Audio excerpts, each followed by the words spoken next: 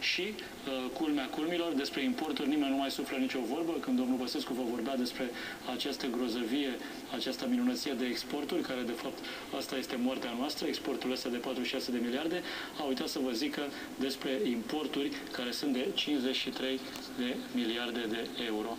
Fiindcă dumneavoastră trebuie să înțelegeți, așa cum v-am dat exemplul de mai devreme, atunci când francezii de la Dacia aduc componentele în țară, domnul Băsescu se uită că le-au exportat când au vândut Dacia cu 10.000 de euro, dar nu se uită când le-au importat că Dacia era 9.000, componentele erau 9.900 și ele figurează la importuri. Deci mare atenție, aici oricum este o batjocură completă, să spunem așa, ultimele două cifre nu au o legătură directă cu nivelul dumneavoastră de trai. Dar trebuie să știți ceva foarte, foarte important. Doar din România, o țară puternic mafiotizată, o țară condusă de mafioți cu rang politic, adică oameni care participă la lege sau le câștigă doar pentru a-și legaliza furtul. Trebuie să știți că aceste exporturi de 46 de miliarde, o parte importantă dintre ele sunt bani pur și simplu trimiși din țară afară. Sunt acei bani care, repet, la sfârșitul lunii, de regulă, marile companii le virează în conturi ale altor companii, tot ale lor, dar în paradisuri fiscale, pentru a-și diminua baza de impozitare. Cu alte cuvinte, o companie mare, să zicem Vodafone sau Orange, ca să înțelegeți mai bine exemplu, are la sfârșitul acestui an, suntem acum la această oră, are un profit de 1 miliard de euro. Când zic 1 miliard de euro, nu sunt deloc departe de adevăr, profiturile lor sunt uriașe, chiar mai multe miliarde de euro, deci ați auzit bine, miliarde de euro pe an. Dar punem 1 miliard de euro ca să ne fie ușor la calcul. Când compania Vodafone se apropie sfârșitul lunii și are 1 miliard de euro profit, ar trebui să-i dea lui Băsescu 16% din acest profit. Ce credeți că fac ei, spre deosebire de metoda transfer pricing? Acum vă spun o metodă, o inovez eu, acum o denumesc eu, transfer mafiot. Ce fac ei prin transferul mafiot? Și el legal. Din acel miliard de euro profit, repet, din care ar trebui să plătească 16% domnului Boc, adică 160 de milioane de euro, fac un contract cu o casă de avocatură din insulele Cayman, un contract perfect legal, cu o firmă de avocatură dintr-un paradis fiscal. Paradisurile fiscale acum mai sunt aproape 30 la nivel planetar. Statele Unite ale Americii continuă să le desfințeze, să le anuleze, pentru că aveți, doamne Al-Qaeda, să nu trimită bani în acele paradisuri fiscale. Intenția este alta, ca nimeni să nu poate, repet, să-și furișeze banii și până în cele din urmă banii să ajungă la mari, să spunem așa, sugători de impozite, dacă pot să zic acest lucru, adică să ajungă în statele care au nevoie de acești bani și nu în paradisuri fiscale. Asta e intenția pe fonda Americii. Dar reamintim, din România, compania Vodafone sau, repet, Orange sau Cosmote, ca să nu creadă cineva că avem ceva cu acele companii, la sfârșitul lunii face un contract de consultanță juridică cu o companie de avocați care le aparține de asemenea, dar care este undeva înregistrată într-un paradis fiscal. Către acea companie de avocați se virează 999 de milioane de euro. Din miliardul de euro, repet, profit. Adică un fel de profit, un profit brut. Cei care aveți companii sau cei care sunteți contabili, știți bine la ce mă refer. Dacă lăsați profitul în pace, adică nu încercați să diminuați baza de impozitare, trebuia să dați 16% din el. Ca să nu dați 16% din el, încercați să faceți diferite operațiuni, toate legale. Prin cum ar fi acele, de a trimite bani pentru prestări, servicii sau consultanță juridică într-un paradis fiscal. De a cumpăra într-un leasing, într-un anume fel de leasing, diverse scule mai mari sau mai mici, ustensile pentru procesul tehnologic și așa mai departe. Deci de a încerca să diminuăm baza de impozitare. Acum, întorcându-mă la aceste exporturi de valută, cei de la Vodafone, cum spuneau, pot vira liniștiți 999 de milioane de euro și mai rămâne 1 milion de euro profit pe care, într-adevăr, cu multă generozitate, 16% din acel milion îl dă actualului guvern. Cei de la USL, cum v-am dat și exemplu mai devreme, vor să facă din acest milion vor să ia 12%, deci 120.000 de euro, domnul Boc ia 160.000 de euro. Noi vrem să luăm 10% din acel miliard de euro, adică 100 de milioane de euro. Observați că e o diferență uriașă.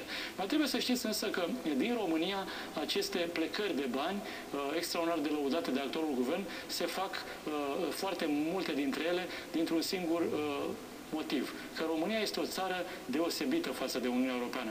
Țineți minte, ei vă taxează și vă impozitează în fel și chip din cauza acelui acquis comunitar. Adică, vezi, Doamne, Uniunea Europeană îi obligă pe ei să vă mai pună dumneavoastră o taxă pe fumărit, o taxă pe mașină, încă o taxă de poluare și așa mai departe. Nimic mai fals. Uniunea Europeană, de exemplu, recomandă tuturor țărilor europene să impoziteze cu 25% orice virament bancar către paradisurile fiscale.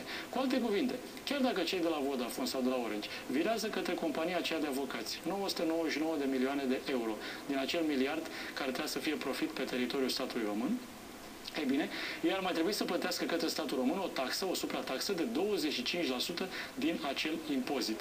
Știți bine, sau dacă nu știați, trebuie să aflați în această seară, că România este singura țară, de-aia am spus de tip mafiot, care acceptă cu nonșalanță ca aceste viramente să se facă. De ce acceptă România acest lucru? Din mai multe motive.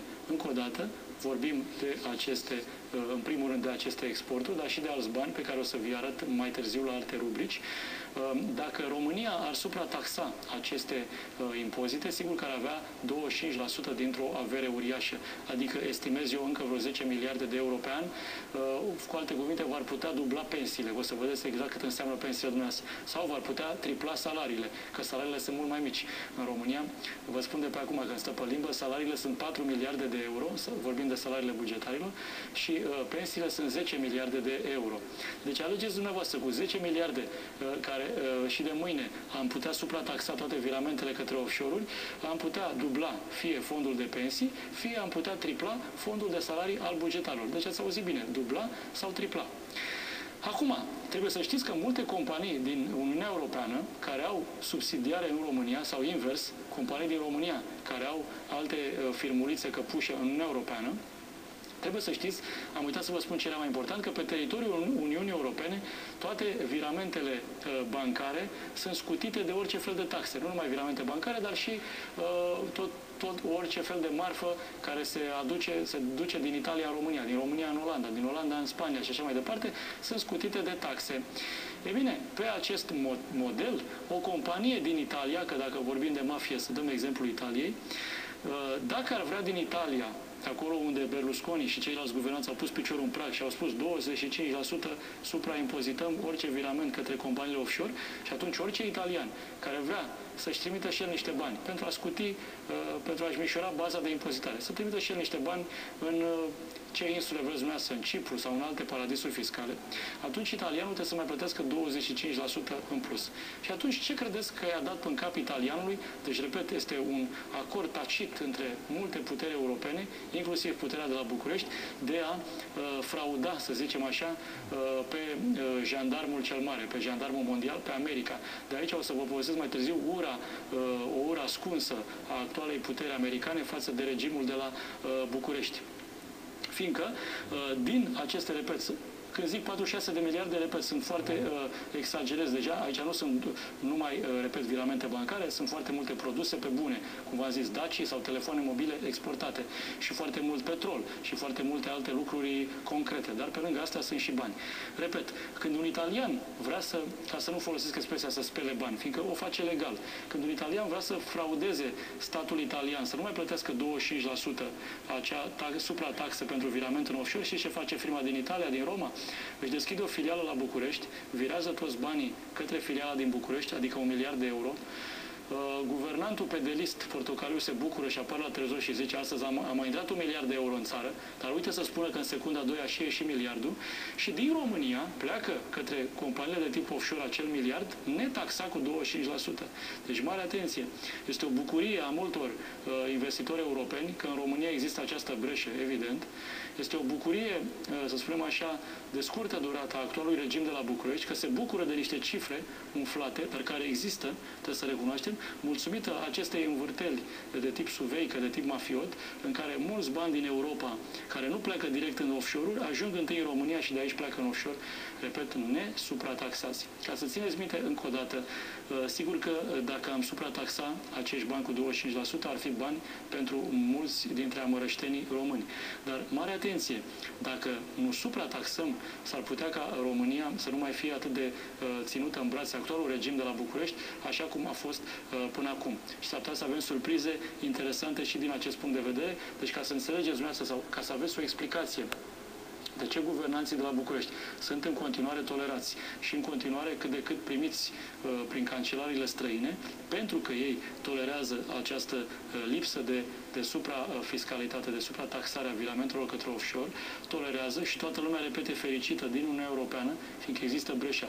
Există un singur tip trist aici. Aici este americanul care vede prin ochii CIA-ului și FBI-ului cum se scurg banii din Uniunea Europeană și ajung prin paradisuri fiscale nesuprataxați, adică nefiscalizați. Evident că acea suprataxare este ca și o piedică în calea virării acelor bani. Sigur că banii oricum se virează, dar una e să-ți ia cineva 25% din ei, te mai oprești un pic, alta e să nu-ți ia nimeni. Deci bucuria, ca să spunem așa, e bucuria prostului.